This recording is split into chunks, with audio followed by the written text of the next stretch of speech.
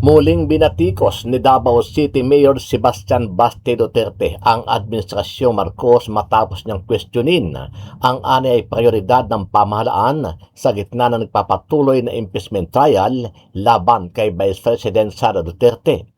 Sa kanyang talumpati sa National Assembly ng Partido Demokratiko Pilipino o PDP, sinabi ni Baste na sa halip na tutukan ang iba pang usapin ng bansa, nakasentro umano ang administrasyon sa impeachment ng pangalawang Pangulo. Ano ang priority ng administrasyon ngayon? Yung impeachment ng Vice President. Iginiit din niya na may layuning politikal umano ang naturang hakbang. Pag hindi nila matatanggal ang Vice President ngayon, hindi sila makakalagay ng presidente nila on 2028 elections. Kasabay nito nanawagan si Baste sa mga taga-suporta na ipagpatuloy ang kanilang paninindigan sa kabila ng anay kapangyarihan at impluensya ng kanilang mga kalaban. Kahit gaano sila kalaki, makapangyarihan, nasa kanila ang lahat ng pera, tinatakot nila ang lahat. Kinukulong nila ang lahat. Hindi tayo titigil hanggat hindi tayo nauubos. Eto, panuorin natin ang kanya naging talumpati kahapon. Anong nangyayari sa atin? We are paying our taxes. Saan napupunta ang mga buwis natin?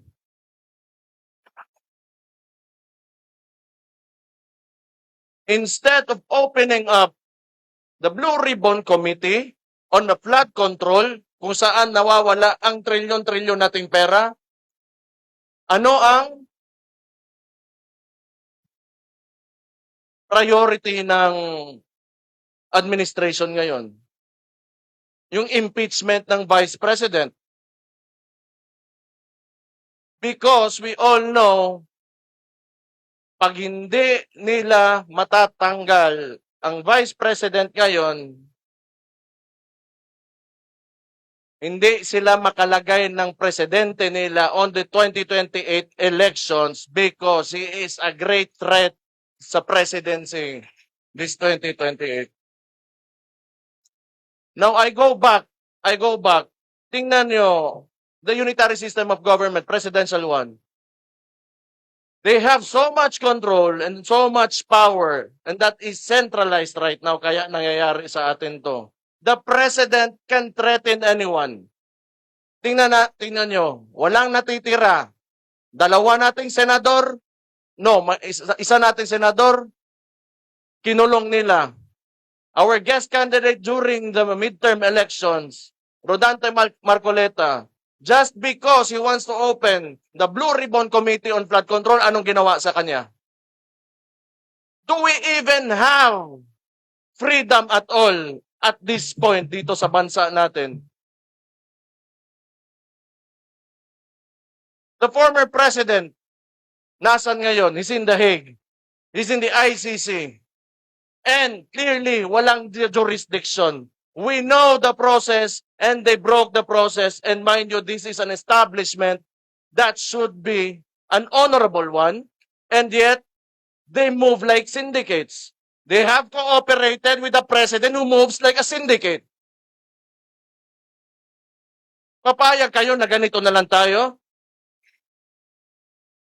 We have to do our duty and responsibility for our country. All of us members of this party will not have an ambition of his own. And our collective ambition is to lift this country up from all of this corruption, from all of this evilness that is happening to our country right now. This should stop right now in the 2028 elections.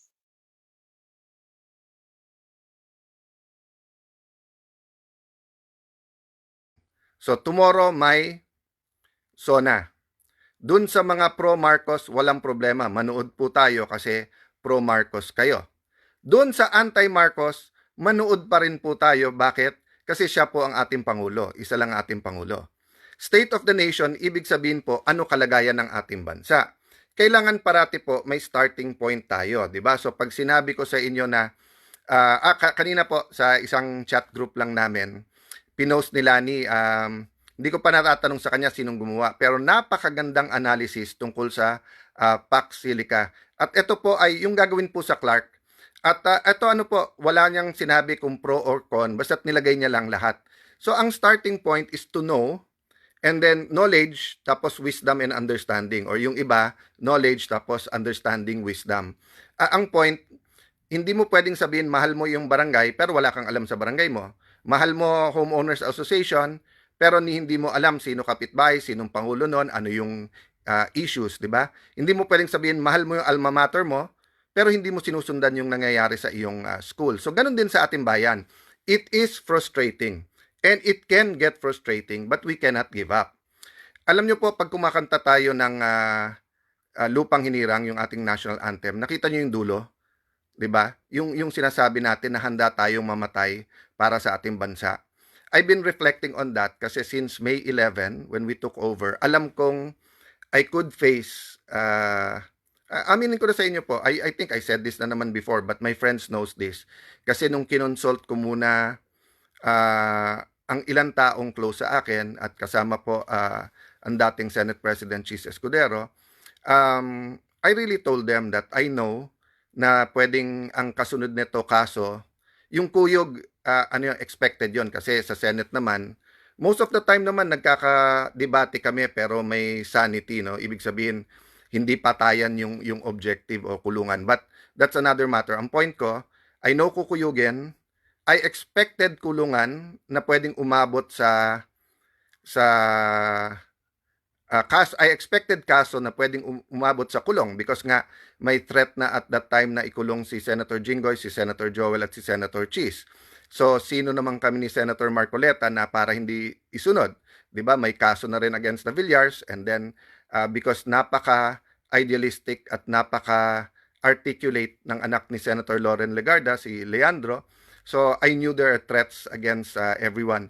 Thank you, Dingle Marie. Mateo 6:33. Sige, puntahan ko mamaya. Okay. Seek first his kingdom and righteousness and everything shall be added upon to us. That's always a good reminder na unahin natin ang righteousness at kingdom ng Panginoon at yung iba nating kailangan, kalayaan, pagkain, pangmatrikula ay mapupunta sa atin.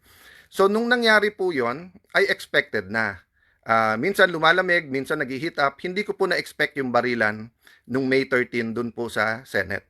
So nung nangyari yon, tapos nung nakita ko yung reaction ng gobyerno, lalo ng NBI na para bang wala lang, they had to do it, parang hindi Senado yon, I realized na assassination or aksidente, patayan na aksidente could be there, di ba? That's why pagka mas sane o nakapagkwentuhan na ako sa ibang mga senador na sa majority, tinatanong ko rin sila, kung mga anak nyo nandun, kung asawa nyo nandun, ano mararamdaman ninyo?